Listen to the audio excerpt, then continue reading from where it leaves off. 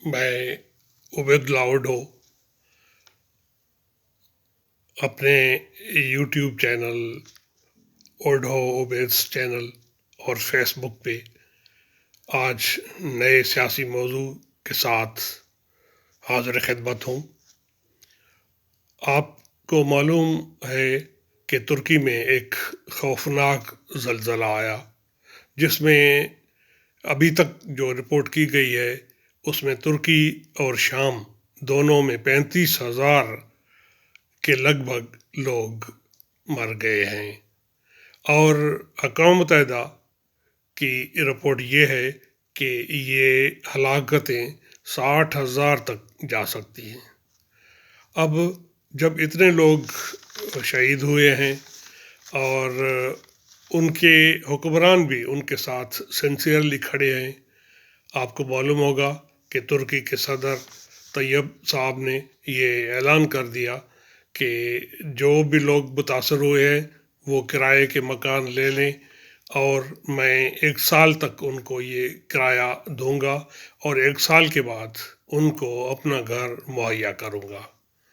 और उसके साथ साथ तैयब साहब ने एक और भी ऐलान किया कि मेरे जो भी असासे हैं मैं वो बेचकर आवाम को मदद दूंगा जो इस हवलनाक हादसे में मुतासर हुए हैं। तो ये होता है एक कौमी जज्बा। हमारे हालात आप देखें, पाकिस्तान जिस दोराहे पे खड़ा है उसमें हमारे जो हिज़्ब इक़्तिदार हैं वो ये कह रहे हैं कि हम IMF से कर्ज़ा लेने की कोशिश में लगे हुए हैं और वो अपनी प्रोग्रेस बताते हैं कि अब यहाँ पहुँचे, अब वहाँ पहुँचे। और हिज़्ब इख्तिलाफ की ये कोशिश है कि किसी तरह भी पाकिस्तान के मुज़ाकरात IMF के साथ नाकाम हो ताकि मुल्क दिवालियापन का शिकार हो। यानी दोनों जो हैं वो कौम और मुल्क के साथ सिंसियर नहीं हैं। अब अगर देखा जाए तो IMF से कर्ज़ा लेना भी एक मजबूरी है, क्योंकि लेना ही पड़ता है, ज़ाहिर है इस तरह जो है मसाइल को हैंडल करना होता है। लेकिन ये है कि ये भी सोचा जाए कि अब इतनी महंगाई जो हो रही है उसमें मुल्क की मईशत बैठ गई है। अब और कर्ज़े लेना, उन पे सूद, ये वो और पिछली किस्तें, हकीकत में अवाम जो है वो अब मैंने इतना कुछ बर्दाश्त कर चुकी है कि उनमें मज़ीद हिम्मत नहीं कि वो ये इतना कुछ अदा कर सकें, क्योंकि हमारी तो नस्लें ही गिरवी हो चुकी हैं।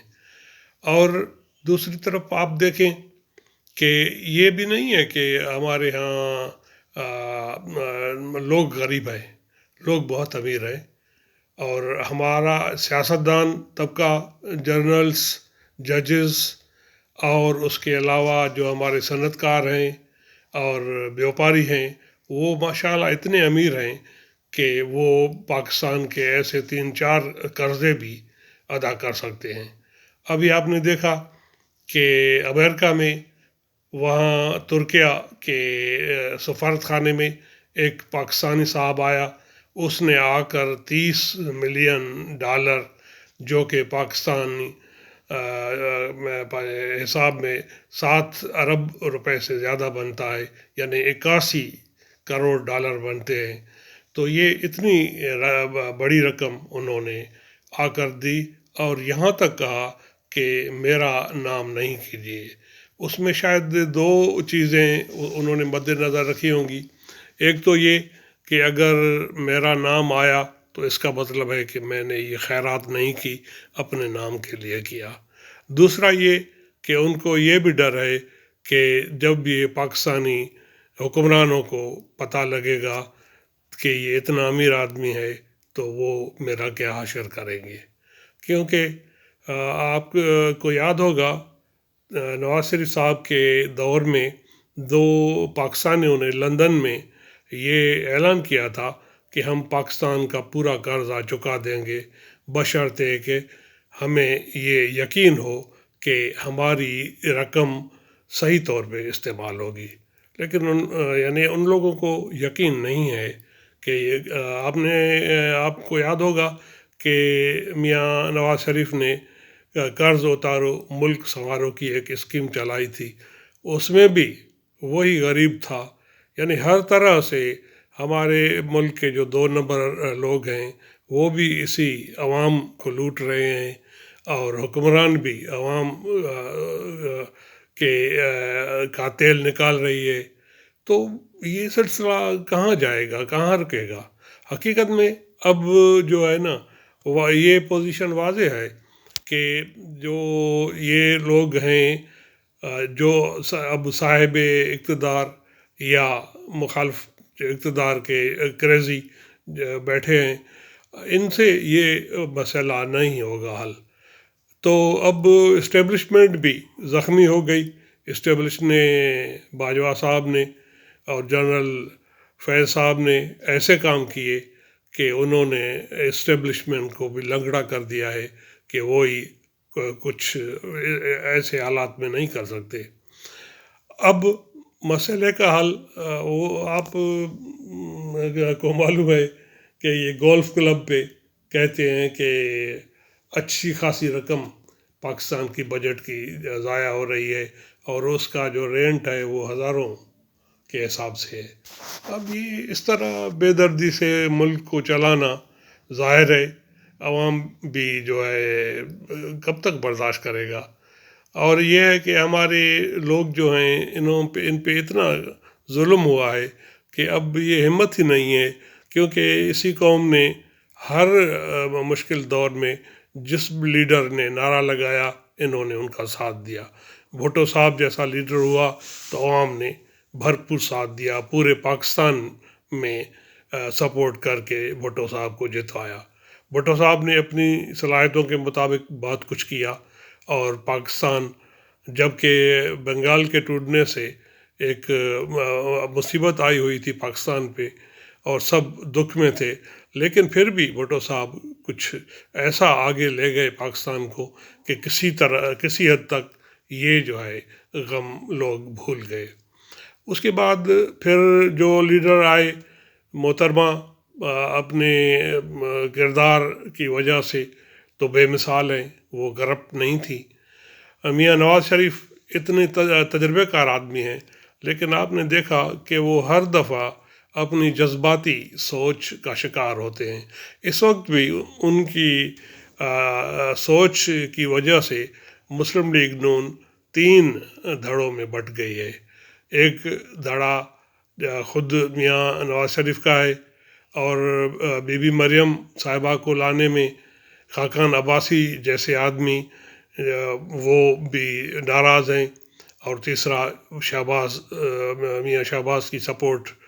جب یہ حکومت بن رہی تھی تو جب میاں نواز شریف کو بنایا گیا تو میں نے دوستوں کو کہا کہ مسلم لیگ کے لیے اچھا تھا کہ وہ شاید خاقان عباسی کو وزیر اعظم بناتے، کیونکہ میاں شہباز شریف بھی وہ بھی کام کرنے والے آدمی ہیں، لیکن اب ان کو جو ہے نا بڑے بھائی کی بات جو ہے، ان کا حکم اور ان کے مشورے، اس میں وہ اتنا پھنسا ہوا ہے کہ ان کی پوزیشن بھی کرٹیکل ہو گئی ہے۔ اور خاقان عباسی کا پچھلا ریکارڈ بھی آپ کو یاد ہوگا کہ انہوں نے کس طرح اچھی طرح کام کیا۔ وہ بشیر میمن صاحب نے کہا تھا، جو ڈی جی تھے ایف آئی اے کے، انہوں نے کہا تھا کہ جب مجھے بلایا، پرائم منسٹر تھے شاہد خاقان عباسی، انہوں نے بلایا، انہوں نے کہا کہ آپ جو ہیں یہ ایک کام انہوں نے دیا کہ یہ کرے، تو میں نے ان کو کہا کہ سر یہ کام نہیں ہو سکتا، تو وہ خاموش ہو گئے۔ اور اس کے بعد انہوں نے وہ یعنی خود جو لیکچر دیا وہ اچھی حکمرانی کا دیا۔ اس کے مقابلے میں آپ نے دیکھا کہ وہی بشیر میمن صاحب تھے جن کو عمران خان صاحب نے بلایا اور کہا کہ یہ کیس کرنے ہیں جج صاحب پہ اور مخالفین پہ، تو جب انہوں نے انکار کیا تو ان کو واش روم میں بند کر دیا گیا کہ تم یہاں رہو، یا وہ جو جسٹس اقبال والا ایک خاتون کے ساتھ مسئلہ ہے، کس طرح ان کو بلیک میل کر کے مخالفوں کے لیے استعمال کیا گیا۔ تو اس طرح یعنی فرق یہاں صاف ظاہر ہے کہ اگر دو بندوں کا آپ موازنہ کریں تو شاید خاقان عباسی، کیونکہ بشیر میمن صاحب تو ایک آنیسٹ آدمی ہیں اور وہ کسی کی خوشامد نہیں کریں گے، وہ تو پیپلز پارٹی والے ہی ان سے ناراض ہو گئے، اس لیے وہ جو ہے ادھر چلے گئے اور عطاب کا شکار بھی رہے، حالانکہ وہ جو ہیں سندھی ہیں، بڑے اچھے افسر ہیں، لیکن یہ ہوتا ہے ان افسروں کے لیے کہ سیاسی مخالفت جو ہے ان کو دور لے جاتی ہے۔ تو اب جس موڑ پہ حالات ہیں، ملک جو ہے نا تین اس میں حل ہیں۔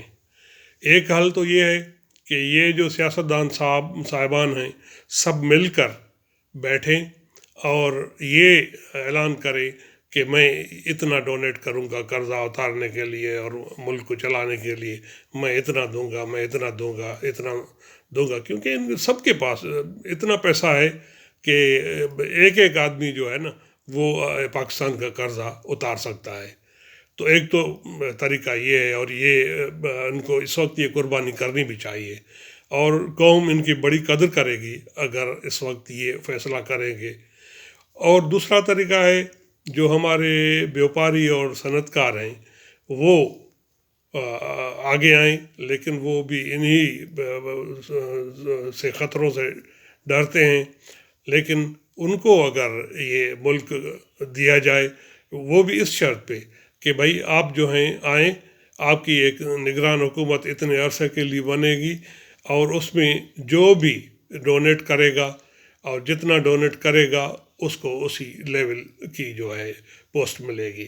مثال کے طور پہ وزیر اعظم ہے تو وہ ایسا آدمی جو پاکستان کا اچھا خاصا قرضہ ادا کرے یا ملک کو اس مصیبت سے نکالے، کیونکہ اب ہماری صنعتیں بیٹھ گئی ہیں، کاروبار بند ہو رہے ہیں، اور لوگ جو ہیں اتنے پریشان ہیں۔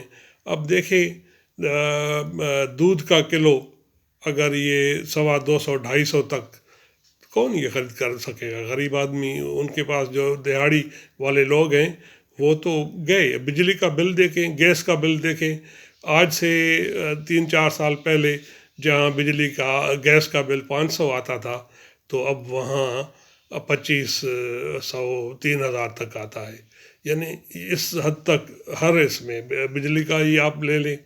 تو قوم جو ہے نا اب جس طرح ملک دیوالیہ ہو گیا ہے تو قوم بھی تھک گئی ہے کہ اب کیسے یہ کرے۔ تیسرا طریقہ یہ ہے کہ سب جو ہیں آپس میں یہ بیٹھ کے یہ کریں کہ بھائی جو ہمارے لوگ اتنا ڈونیٹ کرتے ہیں، اتنا ان کے پاس ہے، باہر ہیں ان کی شپنگ کارپوریشنس ہیں، دوسری اچھے، آپ جب دیکھیں گے تو دنیا میں اس وقت جو ہے نا پہلے نمبر پہ یہودی کاروباری چھائے ہوئے ہیں، ان کا ہولڈ ہے، اور میرے خیال میں دوسرے نمبر پہ پاکستانی یا انڈین، بہرحال یہ ان کا مقابلہ ہے۔ یعنی ان کی آپ دیکھیں ہر اس میں، ایون امریکہ میں، گریٹ برٹن میں ان کے کاروبار ہیں، اچھے خاصے کاروبار ہیں، اور آپ ہمارے کچھ ریٹائر جنرل صاحبان کو ہی دیکھیں کہ ان کے پاس اتنا پیسہ ہے کہ چھوٹے چھوٹے ملک کے طور پہ جزیرے جو ہیں یہ خرید کر وہاں انہوں نے اپنی زندگی بسا لی ہے۔ تو ان لوگوں کے لیے یہ قرضہ اتارنا کوئی مسئلہ نہیں، لیکن ایسے لوگوں کے لیے مسئلہ اعتماد کا ہے کہ کس طرح ان کا اعتماد بحال ہو تاکہ وہ اس مشکل وقت میں پاکستان کی مدد کریں۔ ہمارے جو دوست ہیں جیسے عرب ممالک ہیں تو وہ بھی کافی ناراض ہو گئے ہیں، اس میں اور بھی کچھ اسباب ہیں، اور ویسے بھی غریب آدمی کسی کو اچھا نہیں لگتا، ظاہر ہے وہ اتنے امیر ہیں اور ہم اتنے غریب اور ہمیشہ مانگنے والے، تو ہماری تو اوقات اور ویلیو بہت گر گئی ہے۔ لیکن 2 3 اور جو واقعات ہوئے آپ کو بھی معلوم ہوگا کہ عمران خان صاحب نے وہ جو گھڑی اور دوسرے تحائف بیچنے والا کام کیا. یہ بھی ایک چھوٹی غلطی تھی.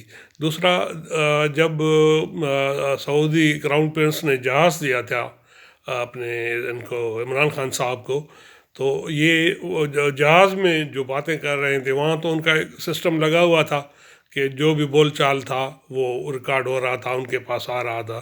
تو ان بادشاہوں نے ان کے خلاف جو وہاں باتیں کی تو اس پہ بھی سعودی ناراض ہو گیا. تیسرا عام واقعہ وہ بھی آج کل عام ہے کہ ان کے کراؤن پرنس کے سامنے عمران خان نے ان کو پنجابی میں گالی بھی دی اور تھپڑ لگانے کی بھی خواہش ظاہر فرمائی. تو اور ٹریجڈی دیکھیں کہ عمران خان صاحب کے ایک منسٹر نے ان کو بتایا کہ عمران خان نے آپ کے لیے ایسا کیا. تو اس طرح تو ملک نہیں چلتے کہ آپ کے حکمران جو ہے اتنی بچکانہ حرکتیں کریں. تو خدا را ان سب کو سوچنا چاہیے، کیونکہ ملک شدید مسائل کا شکار ہے. اب آپ اقتدار کے یہ دوڑ چھوڑیں، ملک کو بچائیں. ملک بچے گا تو آپ پھر سے پرائم منسٹر بنیں گے، پھر سے آپ کی لڑائی ہوگی. اور خدا نہ کرے، کیونکہ پاکستان تو بچے گا چاہے یہ کتنا بھی کریں. کیونکہ پاکستان جو ہے وہ آپ نے سنا ہوگا کہ